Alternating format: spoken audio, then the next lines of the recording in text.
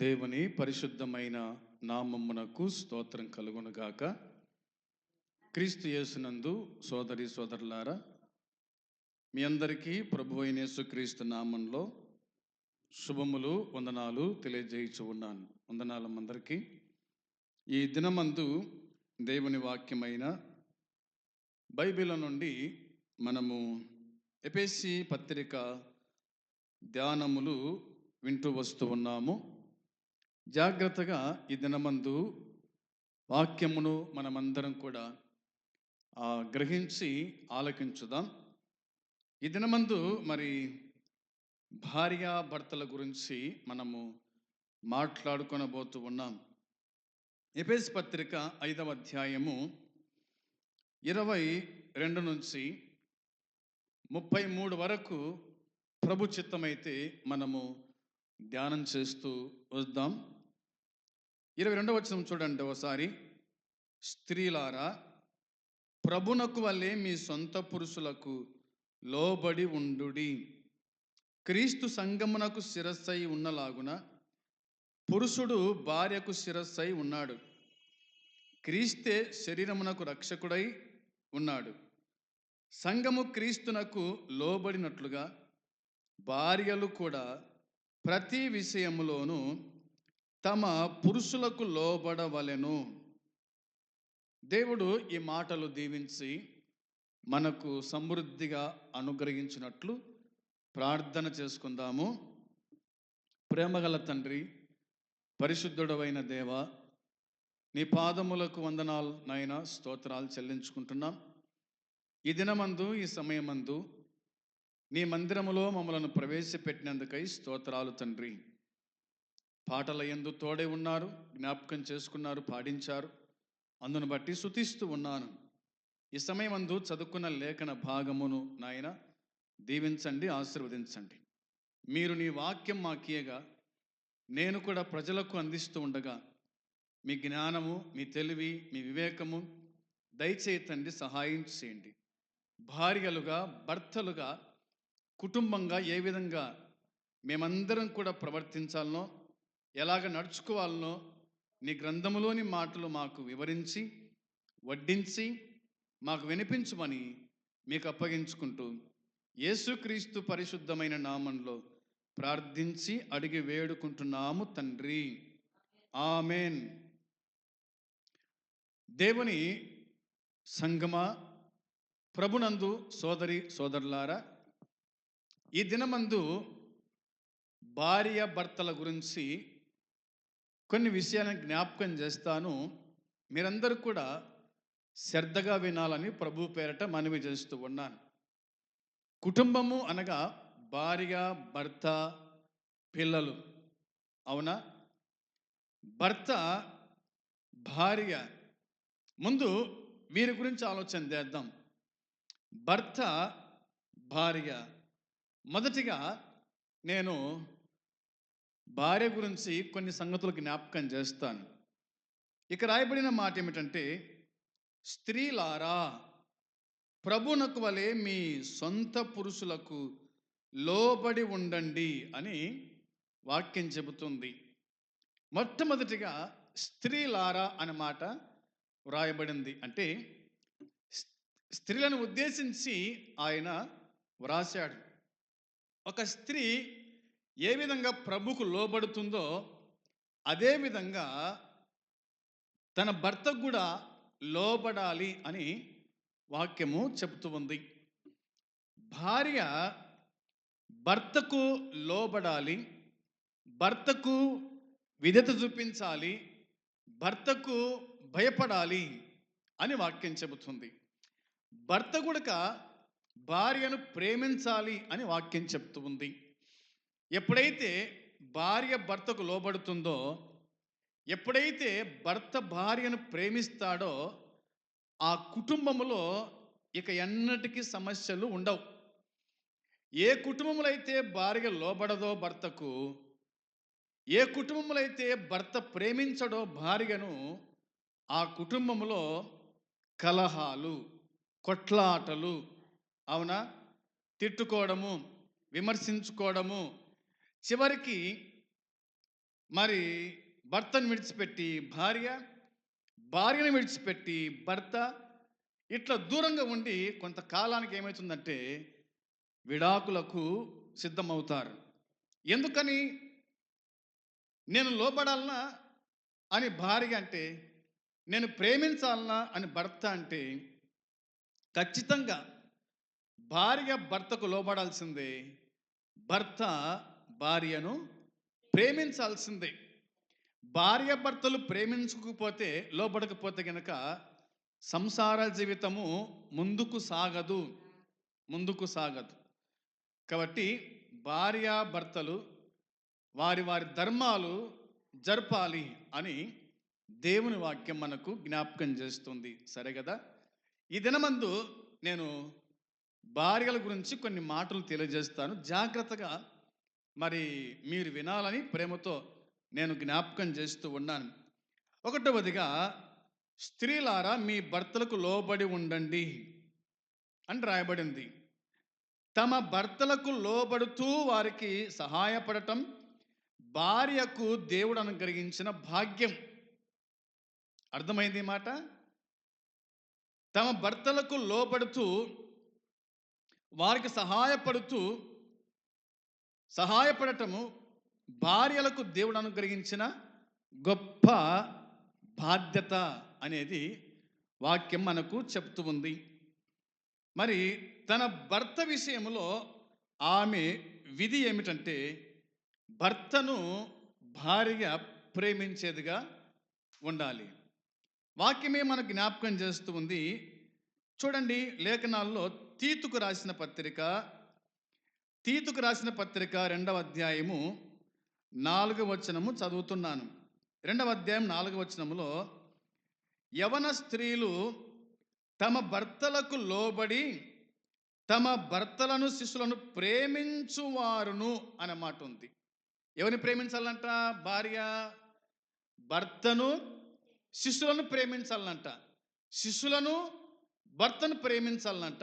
అంటే భార్య భర్తలు వారికి పుట్టిన పిల్లలను, సోదరి నీకు పుట్టిన పిల్లలను ప్రేమించాలి, నీ భర్తను ప్రేమించాలి అని వాక్యం చెబుతుంది. కొంతమంది పిల్లలను అంటారు. అయితే పిల్లలను చాలామంది కదా కొడుతూ ఉంటారు. ఎందుకు కొడుతుంటారో తెలియదు. అవునా? ఎందుకు తిడుతుంటారో తెలియదు. ఎందుకు వారి మీద ద్వేషము, కక్ష పెట్టుకుంటారో తెలియదు. వారు నీకు పుట్టిన కుమారుడే కదా, ఆ పాప నీకు పుట్టిందే కదా. కాబట్టి పిల్లలను మనము ప్రేమించాలా, భర్తను మీరు ప్రేమించాలా అని వాక్యం చెబుతుంది. నేను కాదు, బైబిల్లో చట్టం రాయబడింది. అందుకోసమే మీరు ప్రేమించండి, మీ పిల్లలను ప్రేమించండి, మీ భర్తను ప్రేమించండి అని వాక్యం మనకు కరాఖండితంగా ఆజ్ఞాపించుచు ఉంది. ఇక వాక్యం చెప్తున్న మాట ఏమిటంటే, రెండవది మనం ఆలోచన చేస్తే గౌరవించడము అనే మాట రాయబడింది. ఏం చేయాలంట? భార్య భర్తను ఏం చేయాలా? గౌరవించేదిగా ఉండాలి. భర్త అనగానే నాకు శిరస్సు అయిన భర్త అనగానే ఇంటికి యజమానుడు, నాకు యజమానుడు, నన్ను పోషించువాడు, నన్ను సంరక్షించువాడు, నాకు కావాల్సినంత ఇచ్చువాడు అని భార్య అనుకోవాలి. అనుకొని భర్తను గౌరవించాలి. మంది ముందర నా భర్త ఇట్లా, మంది ముందర నా భర్త ఇట్లా అని మనం ఎప్పటికీ నీ భర్త గురించి బయటి వారికి, పరాయి స్త్రీలకు ఏమాత్రం కూడా నీవు బయట పెట్టకూడదు. నీ భర్త ఎలాంటి వాడైనా సరే, త్రాగుబోతైనా, తిరుగుబోతైనా, తిండిబోతైనా, తిట్టుబోతైనా, కొట్టితోడైనా కానీ నీ భర్తనే అంతే. కాబట్టి నీ భర్త గురించి మందికి చెప్పకూడదు, నీ భార్య గురించి మందికి చెప్పకూడదు. భర్తను గౌరవించాలి. ఎందుకంటే దేవుడు నీకు ఇచ్చాడు భర్తను. నిన్ను పోషించేవాడుగా, నిన్ను సంరక్షించేవాడుగా, నిన్ను ఆదుకునేవాడుగా, కష్టాల్లో, నష్టాల్లో, ఇరుకుల్లో, ఇబ్బందుల్లో, అనారోగ్యతలో, ఆరోగ్యములో కదా, అన్ని విషయాల్లో నిన్ను పోషించి, నిన్ను సంరక్షించి, నిన్ను ఆదుకునేవాడు నీ భర్త. కాబట్టి నీ భర్తను నీవు గౌరవించాలని దేవుని వాక్యమే మనకు జ్ఞాపకం చేస్తూ ఉంది. చూడండి, ఎఫెసు పత్రిక 5వ అధ్యాయము 33వ వచనంలో ఇలా రాయబడింది. నేను మీకోసం చదువుతున్నాను, జాగ్రత్తగా ఆలకించవలసిందిగా మనవి.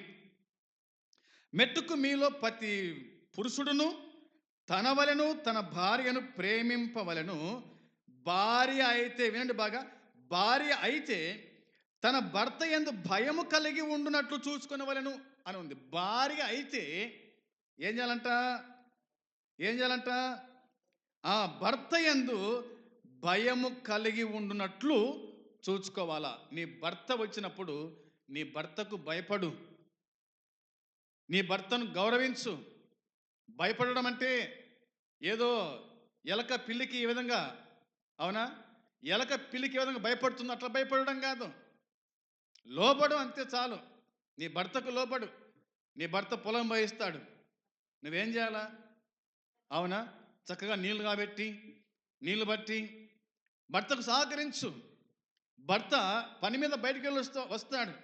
వచ్చిన వెంటనే ఎక్కడికి పోయింటివి, ఎందుకు పోయింటివి, అవునా, ఇవి అనవసరం. ఇవే ఇవే కుటుంబాల్లో కలహాలు రేపేటివి. ఇవే భార్య భర్తల మధ్య కొట్లాటలు పెట్టేటివి.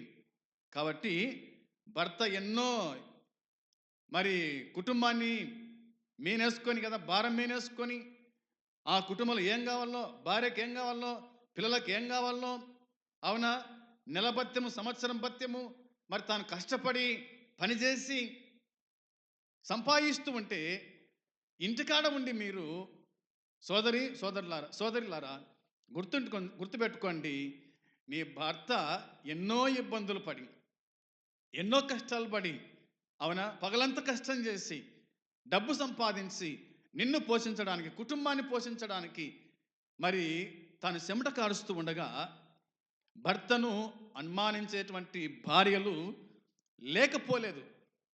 కాబట్టి నీ భర్తను గౌరవించు, నీ భర్తకు భయపడు, నీ భర్తకు లోబడు అని వాక్యము మనకు తెలియజేస్తూ ఉంది. ఇది మనం గుర్తుంచుకోవాలా. ఇంకా ఇలా రాయబడింది. పేతురు అంటాడు, పేతురు మొదటి పత్రిక 3వ అధ్యాయంలో ఇలా రాయబడింది. నేను మీకోసమై చదువుతున్నాను, జాగ్రత్తగా ఆలకించండి.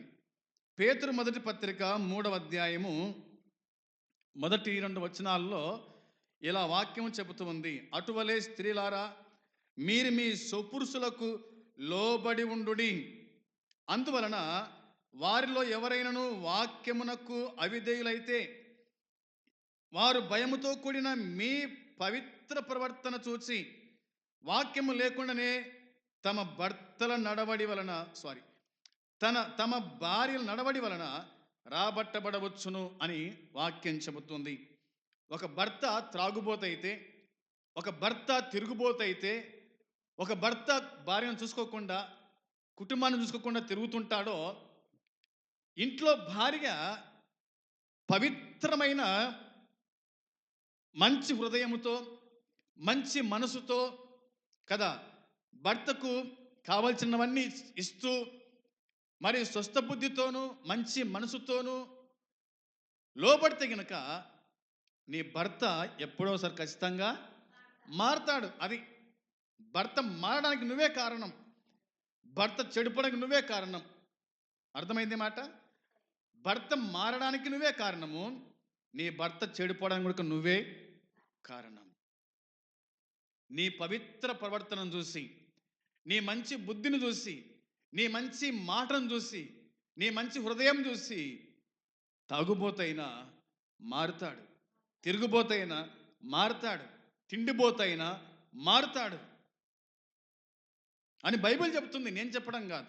చట్టం అలాగా మనకు జ్ఞాపకము చేస్తూ ఉంది. కాబట్టి భర్తను భార్య గౌరవించేదిగా ఉండాలి అని లేఖనము తెలియజేస్తూ ఉంది. ఇంకా ఏముంది బైబిల్లో అంటే, భార్య భర్తకు సహకారిగా ఉండాలి. అర్థమైంది మాట? భార్య భర్తకు ఎలా ఉండాలంట?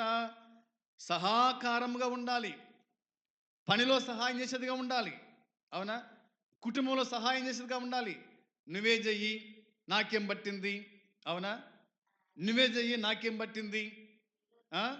నేను ఇంత డబ్బు తెచ్చినా, ఇంత సొమ్ము తీసుకొచ్చినా నేను చెయ్యను, నేను బండలు దుడుస్తాను, నేను కసుగొట్టను, నేను వండి పెట్టను, ఆ? హోటల్ తెచ్చిపెట్టు. ఇలాంటి భార్యల వల్ల భర్తకు నష్టమే కానీ లాభం అంటూ ఉండదు. కాబట్టి భార్య భర్తకు ఏం చేయాలా?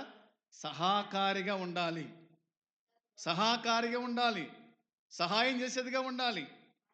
సేనికి వందంటే నువ్వేవో, నేను రాను, మా అమ్మళ్ళు అలా పంపించలేదు, అవునా? మా అమ్మ నాకు కష్టపడేది నేర్పలే, మా అమ్మ నాకు బండ దుడిసేది నేర్పలే, మా అమ్మ నాకు వంట చేసేది నేర్పలే, మా అమ్మ నాకు సేనుకు పోయేది నేర్పలే. ఆడ ఆడ నేర్పకపోవచ్చు, కానీ నీ భర్త ఇంటికి వచ్చిన తర్వాత అది నీ కుటుంబం, అది నీ ఇల్లు, అవునా?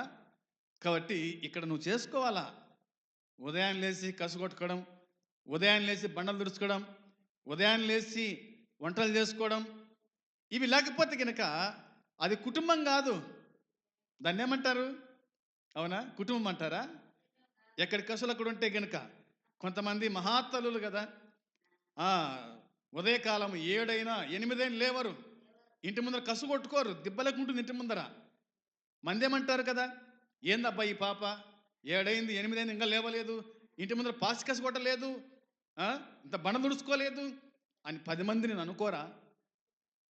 సోదరి, అమ్మ, తల్లి, చెల్లి, వాక్యం చెబుతూ ఉంది, వాక్యం చెబుతుంది నీ భర్తకు నీవు సహాకారిగా ఉండాలి. ఎందుకంటే నీ భర్త నీకు శిరస్సు కాబట్టి.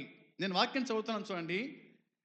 ఆది కాండము 2వ అధ్యాయంలో ఇలా రాయబడింది, 18వ వచనం. ఆది కాండము 2వ అధ్యాయము 18వ వచనములో, మరియు దేవుడైన యెహోవా నరుడు ఒంటరిగా ఉండటం మంచిది కాదు, వానికి సాటి అయిన సహాయము వాని కొరకు చేయదు అనుకొనెను అని రాయబడింది. మొట్టమొదటిగా దేవుడు ఆదామును చేశాడు. మొట్టమొదటిగా దేవుడు ఆదామును చేసినాడు అనగా పురుషుని తయారు చేశాడు. తయారు చేసిన తర్వాత దేవుడు అనుకున్నాడు, ఆదామునకు సాటి అయిన సహాయం లేదు, అనగా జొత లేదు, కాబట్టి నేను చేస్తానని చెప్పి చేసినాడు ఆయన సాటి అయిన సహాయము. అంటే భర్తలో నుండి భార్యను తీసినాడు అనమాట. భర్త కనుక ఆదామునకు గాఢనిద్ర కలగజేసి ఈ పక్కన ఆపరేషన్ చేసి మాంసము ఒక ఎముక తీసి నారిని అనగా అవ్వని చేశాడు దేవుడు. ఎందుకు చేశాడు దేవుడు అవ్వనంటే ఆదామునకు సహాకారిగా ఉండడానికి, ఆదామునకు జతగా ఉండడానికి, ఆదాముతో ఉండడానికి. అవునా? భార్య భర్త అనగానే వారిద్దరిది ఏక శరీరము. అవునా?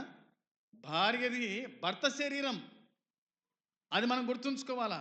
అందుకోసమే ఎక్కడెక్కడో పుట్టి ఎక్కడెక్కడో పెరిగి పెళ్ళి అనే 2 అక్షరాలతో భార్య భర్తలిద్దరూ ఒకటవుతూ ఉన్నారు. ప్రియమైన సోదరి, నీ భర్త ఎడలను సహాకారిగా ఉండాలి అన్నది దేవుని వాక్యం మనకు జ్ఞాపకము చేస్తూ ఉంది. సంగతి గ్రహించాలని మనం చేస్తున్నాను. తర్వాత భార్య పవిత్రంగా ఉండాలి, పరిశుద్ధంగా ఉండాలి. నీ భర్త ఎడల, నీ కుటుంబం ఎడల నువ్వు పవిత్రంగా పరిశుద్ధంగా బతకాలి. నీ శరీరముతో నీ భర్తను మయంపరచాలి. అవునా? నీ శరీరము నీ భర్త శరీరం కాబట్టి నీ భర్తకు అన్ని విధాలుగా సహాయపడాలి అని వాక్యం చెబుతుంది. పవిత్రంగా ఉండాలని చెబుతుంది. భార్య పవిత్రంగా ఉండాలి, కల్మషముతో నిండుకోకూడదు, అపరిశుద్ధంగా ఉండకూడదు, అపవిత్రంగా ఉండకూడదు. ఫలాని వాని భార్య పర్వాలేదు అని చెప్పుకోవాలి. అవునా? ఎంత వినయము, ఎంత విధేయత, ఎంత తగ్గింపు, భర్తను ప్రేమిస్తూ ఉంది, భర్తకు లోబడుతూ ఉంది, భర్తకు సహాయకారిగా ఉంది అని 10 మంది మన గురించి చెప్పుకునేవారుగా ఉండాలి.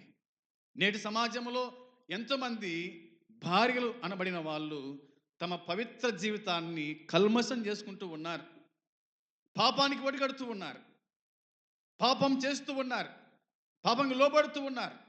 అందుకోసమే భర్తలు కూడా భార్యలను విడిచేస్తున్నారు, అనగా విడాకులు తీసుకుంటున్నారు. కారణం ఏమిటంటే వారి అపవిత్రమైన జీవితము. కాబట్టి సోదరి, నీవు పవిత్రంగా ఉన్నావా? నువ్వు పరిశుద్ధంగా ఉన్నావా? అలా లేకపోతే కనుక నువ్వు పరిశుద్ధంగా బతుకు, పవిత్రంగా బతుకు అని దేవుని వాక్యము జ్ఞాపకం చేస్తూ ఉంది. భార్య భర్తకు లోబడిదిగా ఉండాలని వాక్యం చెబుతుంది. భర్తకు అన్ని విషయాల్లో లోబడుతూ బతికేదిగా ఉండాలని వాక్యము మనకు జ్ఞాపకము చేస్తూ ఉంది. ఇంకా మరో మాట ఏమిటంటే, భార్య సాధువైన మృదువైన స్వభావం కలిగి ఉండాలంట. సాధువైన సాధువైన మృదువైన స్వభావంతో ఉండాలి. సాధువైన జంతువు ఏమిటి తెలుసా? సాధువైన జంతువు ఏమిటి? గొర్రెనే కదా. గొర్రె సాధువైన జంతువు. అది ఎవరిని పొడసదు, ఎవరి జోలు పోదది. అవునా? సాధువుగా ఉండాలి, మృదువైన దానిగా ఉండాలి నీ భర్తకు. అది మనం గుర్తుంచుకోవాలి. వాక్యం చెప్తున్న మాట చూడండి. పేతురు రాసిన మొదటి పత్రిక 3వ అధ్యాయం 4వ వచనం. పేతురు రాసిన మొదటి పత్రిక 3వ అధ్యాయము 4వ వచనములో ఇలా రాయబడింది: సాధువైనట్టు మృదువైనట్టునైన గుణమును అక్షయ అలంకారముగా మీ హృదయపు అంతరంగ స్వభావము మీకు అలంకారముగా ఉండవలెను, అది దేవుని దృష్టికి మిగులా విలువగలది అని వాక్యము చెబుతూ ఉంది. సోదరి, వింటున్నావా? విను, జాగ్రత్తగా విను. సాధువైనట్టు మృదువైనట్టునైన గుణమును అక్షయ అలంకారము గల మీ హృదయము అంతరంగ స్వభావము మీకు అలంకారంగా ఉండాలి. చాలామంది స్త్రీలు కదా అలంకరించుకుంటూ ఉంటారు. అలంకారం అంటే, అవునా, నెత్తికి రంగేయడము, మూతికి ఏమేస్తారు? మూతికి ఏమేస్తారు? దాన్ని ఏమంటారు? మళ్ళా మేకప్ వేస్తారు కదా. పెదలకు ఏమేస్తారు? పెదలకు లిప్టిక్ వేస్తారు. మరి మెడలో గొలుసులు, అవునా, చేతులకు ఉంగరాలు, ఏళ్ళకు ఉంగరాలు, కాళ్ళకు పట్టీలు. అంటే తప్పని చెప్పడం లేదు, కానీ నీ అలంకరణ ఎట్లా ఉండాలంటే సాధువుగా ఉండాలి. ఉందని చెప్పేసి అన్ని మెడలు వేసుకున్నాం అనుకో, అందరు నీ వైపు చూస్తారు, నిన్ను ఆకర్షిస్తారు. సోదరి, జాగ్రత్తగా మనము గమనించేవారుగా ఉండాలి. నేను ఎవరినో ఉద్దేశించి చెప్పడం లేదు, కానీ బైబిల్ చెప్తున్న మాట. సమాజంలో ఇలాంటి స్త్రీలను చూసి చాలామంది పురుషులు దాన్ని మనం చెప్పకూడదు. కాబట్టి నీ భర్త నిన్ను మెచ్చుకునే దానిగా నువ్వు అలంకరించుకోవాలి, అంతేగాని మంది కోసం కాదు అని దేవుని వాక్యం ఖరాఖండితంగా జ్ఞాపకం చేస్తూ ఉంది. నీ అలంకారము ఎలా ఉండాలంటే నీ భర్తకు నచ్చినట్టుగా ఉండాలి. నీ భర్త నిన్ను చూసి మెచ్చాలి. నా భార్య ఎంత మంచిది అని చెప్పుకోవాలా, నా కోసమై నా భార్య అలంకరించుకుంటుంది అని చెప్పుకోవాలి. అలా ఉండాలి భార్య అని దేవుని గ్రంథమైన బైబిల్ మనకు జ్ఞాపకము చేస్తూ ఉంది. ఇంకేముందంటే, ఒక భార్య ఏం చేయాలంటే తల్లిలాగా, తల్లి మంచి తల్లిగా ఉండాలి. ఏం చేయాలా అంటే, ఒక మంచి తల్లిగా అంటే, కుమారులు కుమార్తెలు జన్మిస్తారు కదా. మా అమ్మ చాలా మంచిది కదా, మా అమ్మ మాకు బాగా నేర్పిస్తూ ఉంటుంది, మా అమ్మ మాకు వండి పెడుతూ ఉంటుంది, మా అమ్మ మాకు ఏది కావాలని ఇస్తూ ఉంది, మా అమ్మ మాకు మమ్మల్ని ప్రేమిస్తూ ఉంది, మా అమ్మలాంటి అమ్మ ఇక ఎవరు కూడా లేరు అని నీ పిల్లలు చెప్పుకోవాలి. ఒక తల్లిగా నువ్వు ఎలా ప్రవర్తించాలంటే, నీ పిల్లలు నిన్ను మెచ్చుకోవాలా, నీ పిల్లలు నిన్ను పొగడాలి, నీ పిల్లలు నిన్ను, అమ్మా, లోకములున్న తల్లుల కంటే నువ్వు చాలా మంచిదానివమ్మా, మేము నీకు పుట్టడము మాకు ధన్యత, నువ్వు మాకు తల్లిగా దొరకడము మాకు ధన్యత అని నీ పిల్లలు నిన్ను గురించి చెప్పుకోవాలి.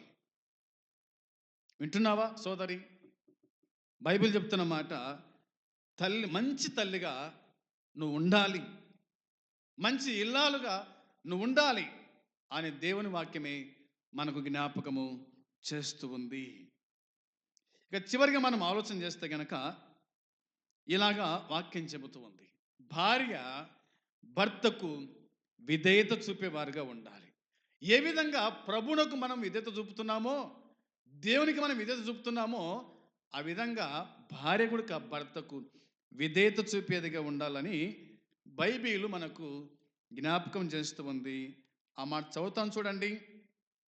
గలతీ పత్రిక 3వ అధ్యాయము 28వ వచనంలో ఇలా రాయబడింది. గలతీ పత్రిక 3వ అధ్యాయము 28వ వచనము నేను మీకోసం చదువుతూ ఉన్నాను.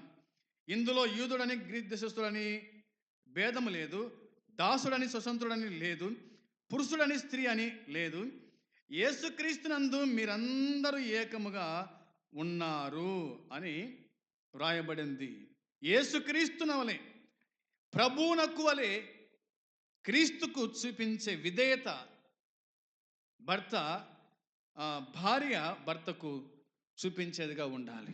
మనం విధేయులు కావాలి అని వాక్యము మనకు జ్ఞాపకం చేస్తూ ఉంది. ఇది భార్య గురించి రాయబడిన మాట. సోదరి, నీ భర్తకు నువ్వు లోబడుచున్నావా? నీ భర్తను గౌరవిస్తున్నావా? నీ భర్తను నువ్వు ప్రేమిస్తున్నావా? నీ భర్తకు సహకారిగా ఉన్నావా? నీ భర్త ఎడల నువ్వు పవిత్రంగా బతుకుచున్నావా? లోబడుతూ ఉన్నావా? సాధువైన గొర్రెలాగా నువ్వు జీవిస్తున్నావా? ఒక మంచి తల్లిలాగా నువ్వు బతుకుచున్నావా? నీ భర్తకు విధేయత చూపుతున్నావా? అలా చూపాలని బైబిల్ మనకు చెబుతూ ఉంది. కాబట్టి బైబిల్లో రాయబడిన మాట ప్రకారంగా మనము జీవించేవారుగా ఉండాలి. ఒక స్త్రీగా నీ భర్త ఎడల నువ్వు ఎలా జీవించాలనో వాక్యం మనకు చెబుతుంది, బైబిల్ మనకు చెబుతూ ఉంది. ఇవన్నీ లోకంలో ఎవరు చెప్పరు. ఇలా బతకాలా, ఇలా జీవించాలా కదా, ఇలా ప్రవర్తించాలా అని. అయితే వాక్యం చెబుతూ ఉంది, బైబిల్ చెబుతూ ఉంది, ఒక స్త్రీగా నువ్వు ఇలాగా లోబడాలి, ప్రేమించాలి, గౌరవించాలి, ఒక తల్లిగా పిల్లలను బాగా చూసుకోవాలి, భర్తకు లోబడాలి, భర్త కోసమే అలంకరించుకోవాలి, అవునా, భర్తను ప్రేమించడానికి ఉండాలని వాక్యం మనకు చెబుతుంది. కాబట్టి ఏ భార్య అయితే భర్తకి ఇవన్నీ చేస్తుందో ఆ ఇంటిలో ఎటువంటి కొట్లాటలు ఉండవు, ఎటువంటి ఇబ్బందులు ఉండవు. మీ కుటుంబము, మీ సంసార జీవితము సాపిగా కొనసాగుతూ ఉంది. అలా కొనసాగాలంటే దేవుని వాక్యం మనము వినాల, దేవుని మాట మనము వినాలి. అలా చేస్తేనే మన కుటుంబంలో కొట్లాటలు ఉండవు, పీకులాటలు ఉండవు, అరుచుకోవడం ఉండదు కదా, నెమ్మదిగా సుఖంగా మనం ఉంటాము అని బైబిల్ చెబుతుంది. ఆ విధంగా ఉండడానికి నువ్వు ప్రయత్నించవలసిందిగా ప్రభు పేరిట నేను మనవి చేస్తున్నాను. మరలా వచ్చే ఎపిసోడ్లో మనం భర్తల గురించి మరికొన్ని విషయాలు జ్ఞాపకం చేసుకుందాం. అట్టి కృప దేవుడు నీకు అనుగ్రహించునుగాక. ఆమేన్. ప్రార్థన చేద్దాం. ప్రేమగల తండ్రి, మీకు స్తోత్రం, స్తుతులు చెల్లించుకుంటున్నాం. ఈ దినమందు, ఈ సమయమందు మీరు మాకు అందించిన శ్రేష్టమైన సందేశం కోసమై ప్రార్థన చేస్తూ ఉన్నాను. మా ప్రభువా, భార్య భర్తలు ఏ విధంగా ఉండాలనో, విశేషించి భార్యగా ఏ విధంగా ఉండాలనో మీరు మాకు అందించారు. ఈ మైకు ద్వారా ఎంతమంది విన్నారో వారి జీవితాల్లో కార్యం జరిగించు తండ్రి, సహాయం చేయండి. ఒక భార్యగా ఎలా కుటుంబంలో ప్రవర్తించాలనో నీ వాక్యము విన్న వారి హృదయాల్లో కార్యం జరిగించి తన భర్తకు లోబడుతూ కుటుంబాన్ని కట్టుకుంటూ జీవితమంతా కూడా నెమ్మదిగా సంతోషంగా బతుకున్నట్లుగా స్త్రీలకు సహాయం చేసి కాపాడి సహాయపడమని, నీ వాక్యానుసారంగా జీవించే భాగ్యం దయచేయమని మీకు అప్పగించుకుంటూ యేసుక్రీస్తు పరిశుద్ధమైన నామంలో ప్రార్థించి అడిగి వేడుకుంటున్నాము తండ్రి. ఆమేన్. పరలోకమందున తండ్రి ప్రేమ, మన ప్రభు అయిన యేసుక్రీస్తు కృప, పరిశుద్ధాత్మ సన్నిధి సహవాసం, కూడి వచ్చిన మనకు సకల పరిశుద్ధులకు ఇప్పుడు ఎల్లప్పుడు సదాకాలము తోడై ఉండునుగాక. ఆమెన్. మంచిది. అందరికీ వందనాలమ్మా. అందరికీ వందనాలు.